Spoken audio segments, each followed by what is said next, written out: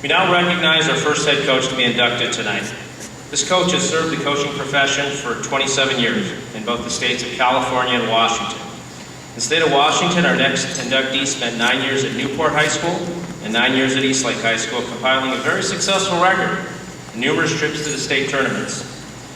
However, that is only part of the story of this coach. The success in the classroom and off the court with relationships is impressive, as you can see, with the numerous awards that he has been so honored with.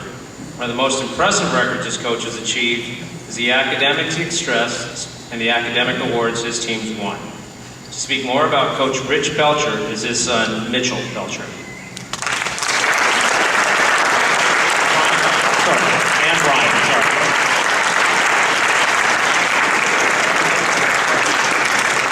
Coach, you're going to get it from both your sons here, so.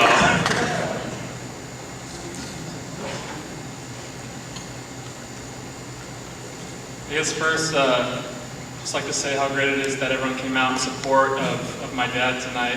I see people from his latest team, his last team at Eastlake, all the way down to Jan Kirk, who was my dad's high school basketball coach. So I think that just kind of says a little bit right there, just from, when he got started, and then everyone that just kind of had an effect on all throughout the years. When we were thrilled when we heard that our dad was going to be inducted into the Hall of Fame. I remember getting an email on about this night and what it was going to be about. We started to think immediately. One of the first things on there was, you need to find someone to introduce you, and we started to think. And I know my brother and I, we started, kind of thinking down the list of all the people that he's had in his life around basketball. Started throwing out names. What about one of the 5 NBA players that he coached? What about one of the 16 current high school basketball coaches that were either his former players or coaches, or assistant coaches? And then, maybe something more along the lines of, that he's influenced their character. Someone, players that have gone on to be Navy SEAL Team 6, Supreme Court judges. The list goes on and on. I personally wanted Brandon Roy and Will Conroy, as they to this day say that Eastlake and Coach Belcher's teams were the only ones they ever prepared for. So we started talking to Dad and said, how about some of these people? And he said, you know what? No, I want my 2 sons up there. And it really kind of hit us at first.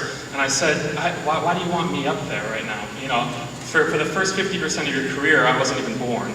For the next 25%, I was underneath the bleachers as the mascot for the Newport Knights. Okay, so I'm thinking, and he says, and I told him, I said, I don't really have that many stories with you as a coach. Everything, all the stories, and my love for you is all at our house. And he said, and he kind of smiled, and he said, exactly. And I think that's something that goes really underestimated is how difficult it is as a head basketball coach to be there both for your teams but also your family. That's something that he drew the boundary for us. I'll never forget when he considered the Eastlake basketball job. I was in 6th grade and he was driving me to soccer practice. And before I got out, he sat there and talked to me and said, "Yeah, I was just offered the Eastlake job." And he asked me if I would let him take it. And at that time, I didn't even know what the I was like, why are you asking me to do it if you want? But he wanted to make sure that I was okay with it because it was family first. Going back, just one more quick story here. 1985 was a really important year in my dad's career. This was his last year in Newport, or in Southern California, and he took his team, Maryles, to the state championship game. 2nd place, but they had 4 returning starters coming back for the next year. That same year, he was offered a few college jobs as well. And so, it was a big year for him, but even bigger that at the same time, my mom was pregnant with me.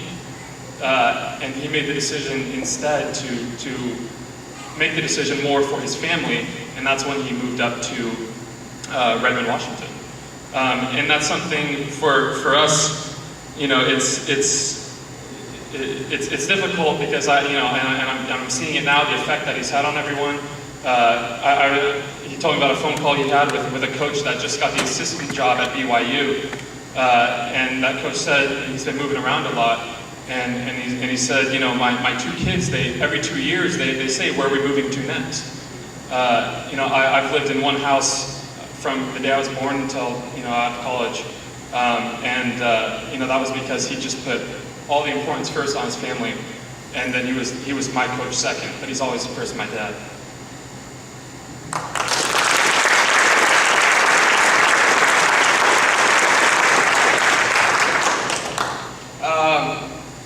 I had a lot of traits that I got from my dad growing up, but two things that he never did teach me was a sense of direction and how to speak in public.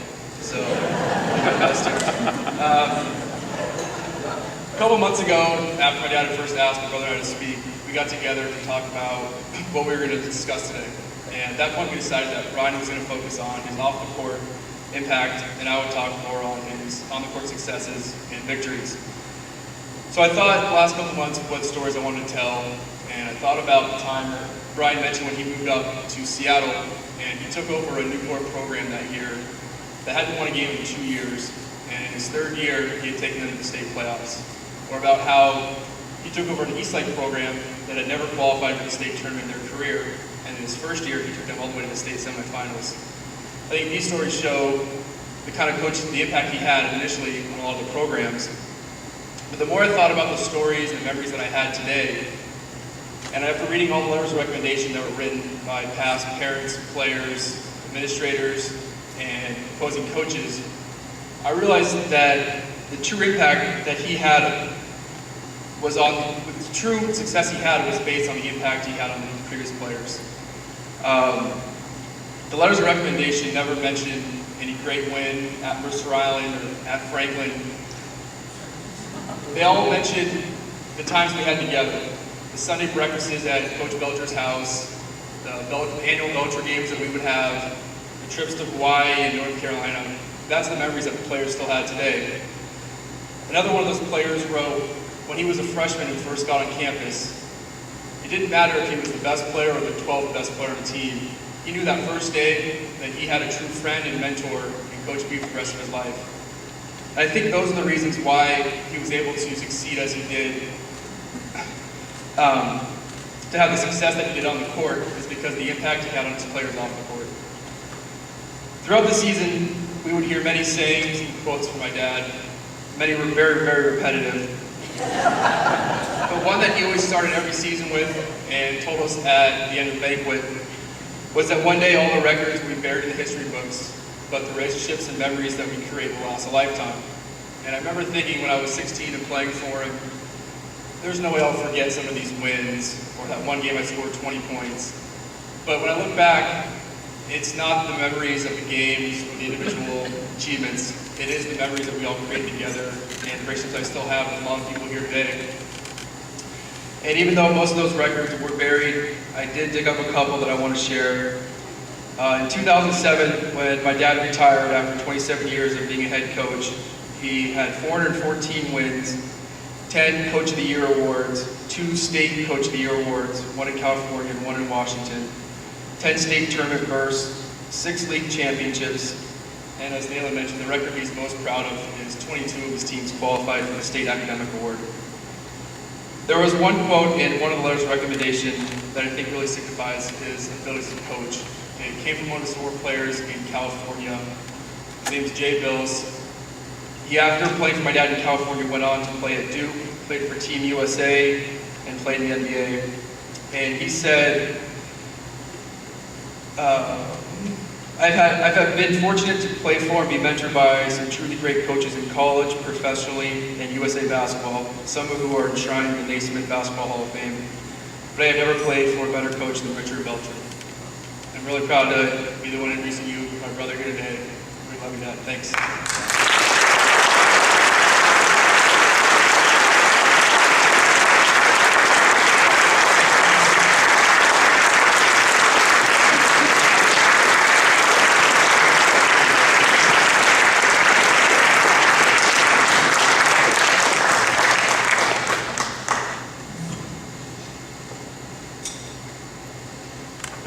been told by the higher-ups that you'd bag the hand thing, so I'm just going to present the plaque to you, and I go with those guys because they pay my paychecks. So, in accordance with your nomination and vote by the membership body, I hereby present this plaque, symbolic of your induction into the WIPCA Hall of Fame. Congratulations.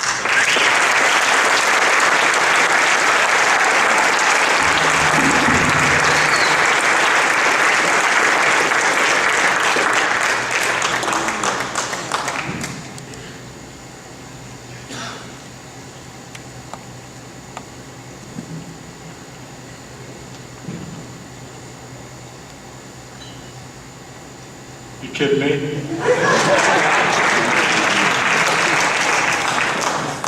I want to thank Dave Dixon for all his hard work in organizing the Hall of Fame and also the other inductees tonight. I mean, to have my two sons present me tonight is obviously very special. And the basketball programs in California, at Newport High School and Eastlake, we really stressed the family atmosphere. This isn't unlike a lot of other coaches, and I understand that. But for us, it worked.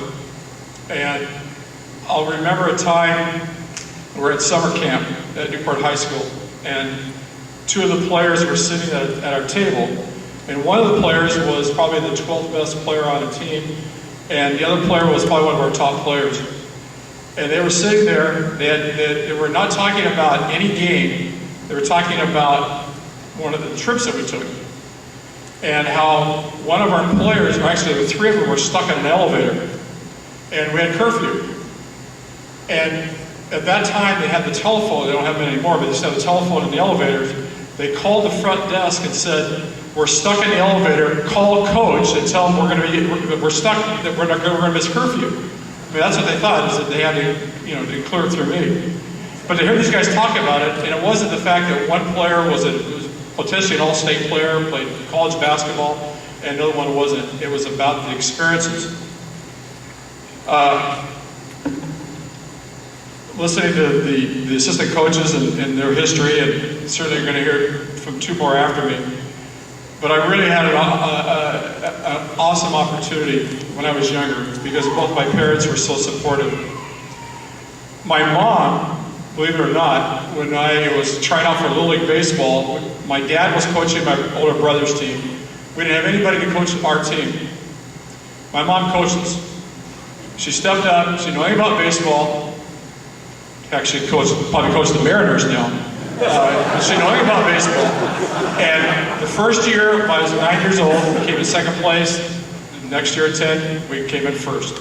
Beat all the men teams. The teams were coached by men. And I remember getting my first hit the second year.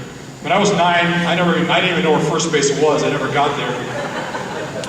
The second year, I finally got my first hit. Well, because I'd never been on base, I didn't know to stop.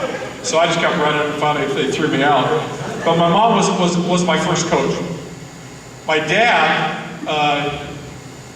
he would rake. I was a pitcher. Well, I went out on the mound, and my dad would rake the mound before every time I pitched. He would take the time to rake it. He took a radiator hose one day out of the garage. This was like 1963, and put it on a stand, and so my brother and I could hit baseballs. Too bad we didn't patent that because everybody has a T-ball probably standing in yards, but that's what my dad would do. My brother was very competitive, ended up signing with the Minnesota Twins, but he was also very competitive.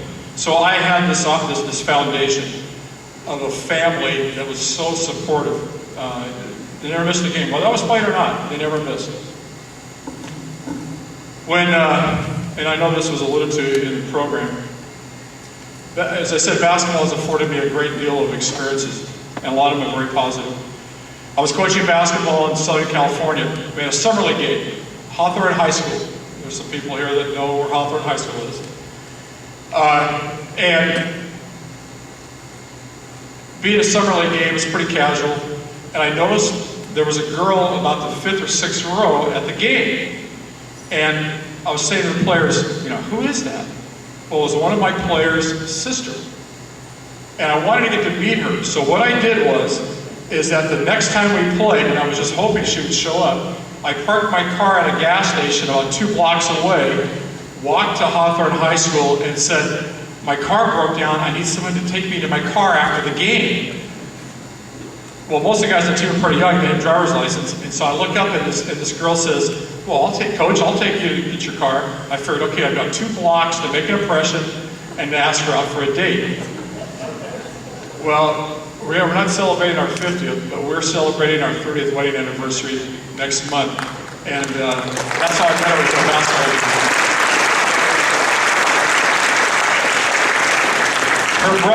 Her brother started for me, Rob, my wife Jill. And when we were engaged, every Sunday I would go to her parents' house for dinner. And it was, her parents are great people. And so Rob, as I said, started in the first part of the season. He had some problems with his ankles, and he wasn't starting. And of course, it was a little tougher to get back in the lineup. So I'm sitting there, having ready to have dinner, and I'm there as Jill's fiance. Sitting having dinner, and all of a sudden, Jill's dad, who I affectionately called Papa, he says, well, Rich, why isn't Rob starting? And I realized, oh boy. So we had dinner, I gave her a response, went out, got in my car, and she walked out the window. I said, honey, I said, I'm not coming back up here for dinner until the season's over. This is just not going to work out. Luckily, Rob started the playoffs, so everything was okay. So, again, basketball has been such an experience for us in terms of our family. As both Mitchell and Brian, my son, said, they both played for me. And how special it is. And imagine, and as I tell my classes every year, could you handle having your mom or dad on campus every single day? Most kids say there's no way to do that. And we had such a special relationship that it worked for us to have them and also get a chance to coach them. At times it put pressure on them, being a coach's son. But we really had a good experience with it.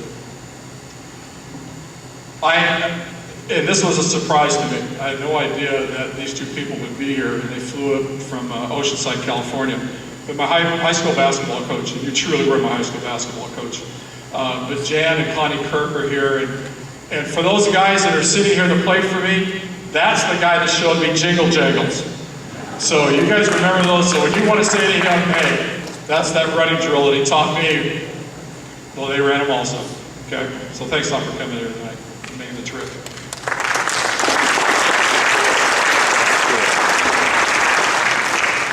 Christmas Eve 2 years ago, my wife said that we were going to have some company. One of my former players, his wife, and 3 sons. And that they had a present for me. And I thought, well, gee, I didn't know, we have nothing to reciprocate with. And so this boy came over. He's a man now, he's got 3 sons. And he says, Coach, his name is Travis Thompson. And he says, Coach, he says, I have a present for you. He has this manila envelope. And as I was sitting on my chair, it was the recommendation for the Hall of Fame. There were letters for almost nearly 30 former players from California to Newport to Eastlake. And I just broke down and started crying. And certainly being nominated and inducted in the Hall of Fame is something I'm very proud of. But reading what these players said was really what got to me. And I just broke down. Travis, if it weren't for you, I wouldn't be here tonight. And I really want to thank you for what you did to help organize and get the players and the recommendations. So Travis, I want you to please stand up. Thanks a lot.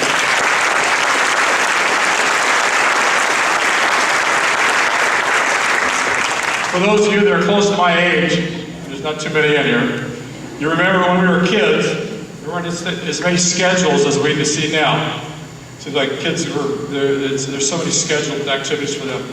And we used to play wiffle ball in the summertime. We'd play over the line, all kinds of activities. And I have 3 of my high school friends here with me tonight. One lives up here, 2 of them live in California. And we played basketball and baseball together from elementary school. I've known all 3 of these guys for 50 years. And have them here and share this with me tonight is very, very special. And I really want you guys to stand up. Daryl Aaronstein, Paul Fury, and Dave Gill.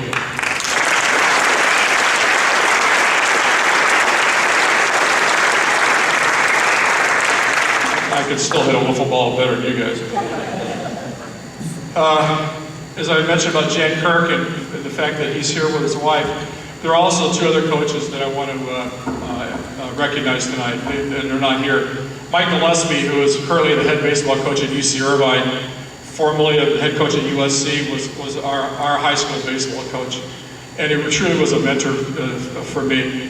And he is 10 years older, so he's 71. He's still coaching, but he really had a great influence on me. The other person is also very close to me. I just found out just 2 days ago that he's not here because he has prostate cancer, so he's battling that right now. And that's Bill Barnett. He was the first one to give me a basketball job.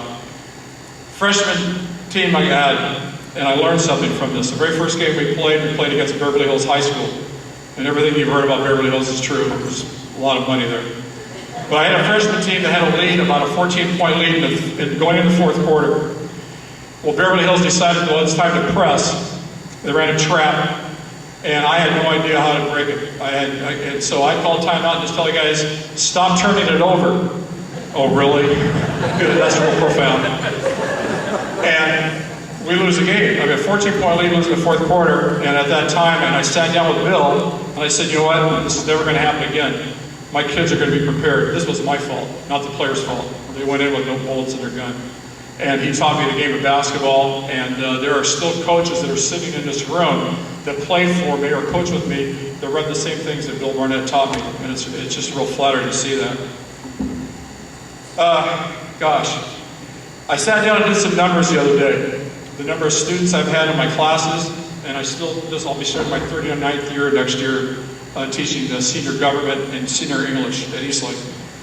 Between the camps that we've had, the players that I've coached, the students that I've had, next year when the 34th student walks in my class, I will have had contact with over 19,000 kids. And I keep hearing things about what an inspiration that I am, and that's not the case. They inspire me. I am so blessed to be in the profession as a teacher and as a coach and what has been given to me. And Mitchell's right. The wins and losses, I mean, they're going to happen. Both sides of that. But the relationships I have with so many of these players here and their families, it just means so much to me. But I will reach that mark this next year. I told the kids, in terms of basketball, in fact, it was Jay Billis that Mitchell mentioned about Coach Bobby Knight. And I went to a clinic when I was younger, and Coach Knight's question was asked of him, well, do you want these kids to be your friend? He says, I don't want them to be my friend. I don't care if they like me. I want them to respect me. And I totally disagree with that. And I know that he has more wins than any college coach in the history of the game. I want my players to like me and to respect me, because I want it both ways. I want to like them and respect them too. And I truly believe that that was a difference in terms of the attitudes we have. We all know we go through adversity. Our seniors do this. And I found that in terms of the character of the kids, because we were together, it wasn't me versus them, that we were more successful. And I don't mean so much the wins, just our experiences. You go to the course of a game. The opponents make the game tough. The opposing fans make the game tough. A lot of the officials make the games tough. What I did not want is for my players to look at me on the sideline and see an enemy too. I wanted them to look at me and say, you know what, I'm playing for that guy. So there were times where I purposely back off. And that only happens this. On Mondays, Tuesdays, Thursdays, and Saturdays, our gym was a classroom. That's where we taught. And I used to tease the kids and say, this is AP basketball. Because on Tuesdays and Friday nights, that's when you're taking your test. And if we've taught and you've learned and practiced, then we're going to have 5 coaches on the court at all times. And I really believe in terms of that preparation, we were successful. We took a trip to North Carolina 3 different times, our Newport Eastlake programs. And Jay Billis helped us organize this. We flew all night and landed in Raleigh-Durham. And with no sleep, our kids went to Cameron Indoor Stadium and practiced. In fact, Jay Billis met us there and he said, Coach, do you mind if I run practice? Kid me? Sure. We practiced them for 2 hours at Cameron Indoor Stadium. Had our names on the scoreboard, had lockers for our kids. It was amazing. From there, we went to UNC. I'm talking about a difference between Cameron Indoor, which is a small, intimate gym, and the Dean Dome, which could seat over 22,000 people. Got a chance to have a shoot around there. Went from there back to Duke to watch them practice. You talk about efficient, those people are coaches in here, it was a sight to behold to watch them practice. We then finally got a chance to, as I said, to watch them practice, and then we went down to Wilmington and played a tournament down there. And I can't remember which year this was, but in a championship game, we beat Laney High School. Those people that are unfamiliar with Laney High School, it's where Michael Jordan went to high school. And we beat them for a championship game down there in North Carolina. So it was pretty cool to go there with the kids.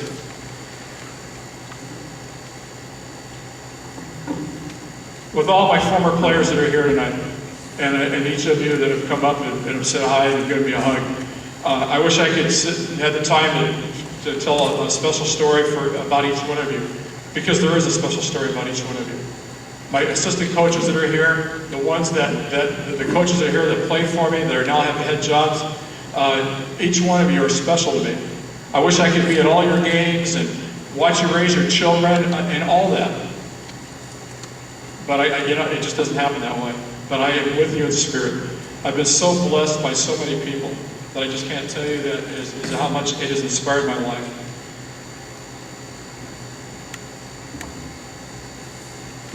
Those of you that know me had to know that this was coming. Every year, I would read a poem at the beginning of the season, and then I would read it again at the banquet. Every student in my classroom has this poem. It's titled "The Man in the Glass." When you get what you want in your struggle for self, and the world makes you king for a day, just go to the mirror and look at yourself and see what that man has to say. For with all others in life's pathways, whose judgment you must pass, the fellow whose verdict counts most in your life is the man staring back in the glass. You may win all the medals and snow all the rest and think you're a wonderful guy, but the man in the glass says you're only a bum if you can't look him straight in the eye. He's the one to please after all's said and done, for he's with you clear up to the end. And you pass the most dangerous test if the man in the glass is your friend. You may fool all the world down the pathways of years and get a pat on the back as you pass, but your final reward will be heartaches and tears if you've cheated the man in the glass. And tonight I can say, I can look at that man in the glass and say I'm proud. I'm proud to be in the Hall of Fame, and I'm proud to be your coach. Thank you very much.